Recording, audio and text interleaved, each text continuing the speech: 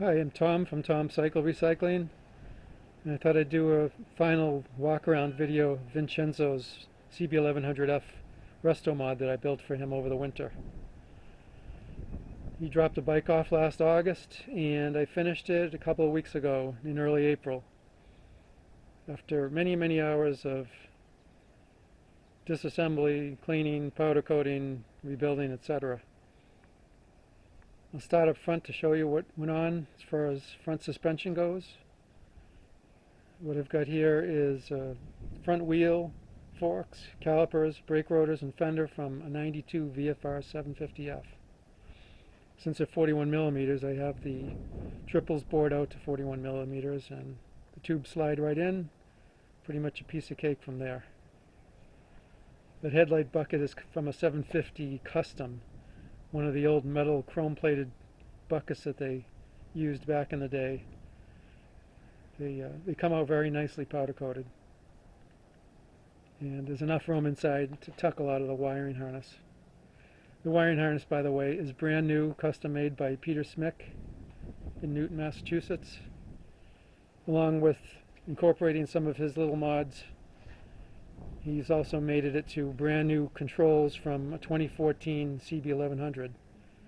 So these modern controls, the flash to pass, and got hazard, which is really a nice feature to have on any bike.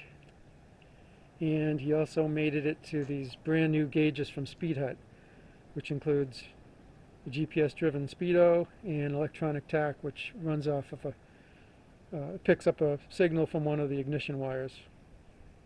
And since there's no more analog trip odometer in the middle, we replaced that with a 3-display readout, which shows time, air temperature, and charging voltage, which is pretty cool.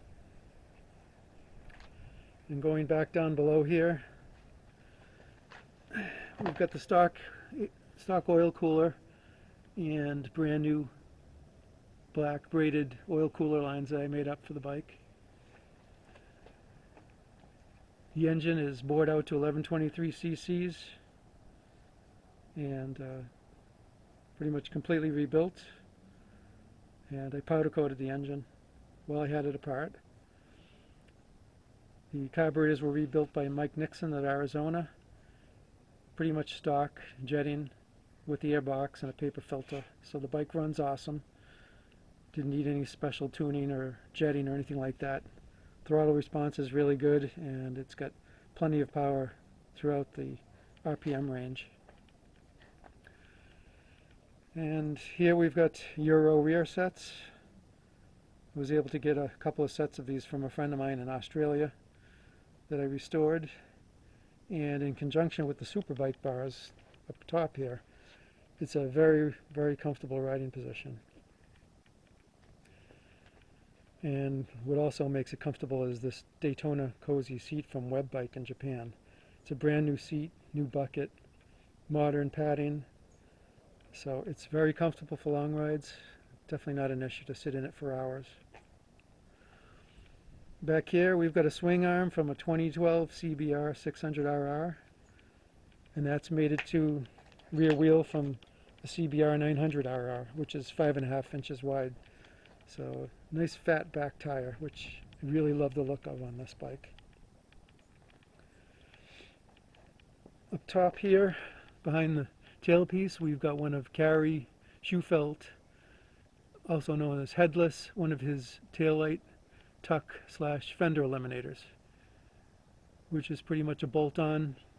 Very nice upgrade. I go with stock turn signals on all my builds, at least so far, but I do use my aluminum CNC turn signal stems, which help pull the turn signals in closer to the bike. And moving around here, this exhaust is one of the highlights of the bike. It's a one of only 20 made stainless steel Yoshimura replica from Chris Lee. His dream was to create one of these, and he spent over 2 years developing it. And the end result, I think, is pretty spectacular. Not only a beautiful looking exhaust, but also very awesome sounding. I'll fire it up for you in a minute so you can hear it. The only stock bodywork left on the bike is the tank and the tailpiece. The side covers are actually Repros ABS, which are stronger than the originals. No broken tabs, no cracks. Front fender as well, from a newer bike, the VFR 750. And all the bodywork and paint was done by Craig Hunton Paintworks in Illinois. I think I already mentioned that. So let's fire up the bike. You can hear how it sounds. Bike's not really warmed up, but it should fire up pretty quick.